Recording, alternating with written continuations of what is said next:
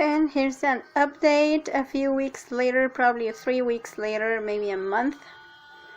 And this is what it looked like when I transplanted it in the pot.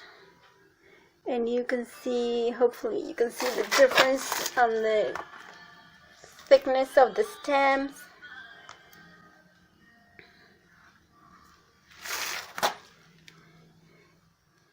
They both have blossoms, but the thickness of the stem makes a big difference in a more mature plant. This is ready to be transplanted, but it will be transplanted soon, but not on the ground yet.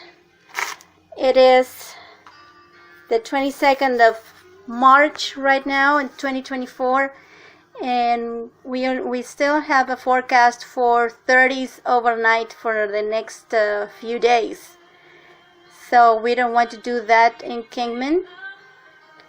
We want to wait. I will probably put them in the ground in the middle of April, but they are nicely they will be nicely mature and probably even bearing fruit.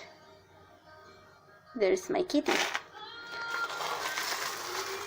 Look how beautiful this is. I planted this one probably 1 week before the other ones. This one is interesting because I planted these two. I planted the little seedlings, instead of putting them in the plastic cups. I put them directly in the pots. And these flower pots have the mulch that I make mixed with some sand and some potting soil to make it easier to develop roots, because the compost that I make, it's very rich. So if I plant the seedlings directly on my mulch, they will have a very hard time developing roots. So they have to have potting soil mixed with it. And as I showed you earlier in the video, you dig a bigger hole than the root ball of your seedling, and then you surround it with just potting soil.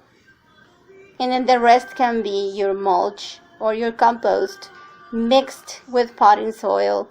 And if you have some sand, it's okay. If not, it's okay, because the sand is nice, helps the roots develop easier. But if you are going to transplant from these pots to the ground, it makes the soil very heavy, and it's going to be difficult, and you may damage the root balls. So you don't want that when you transplant, because you will be having fruit bearing plants already.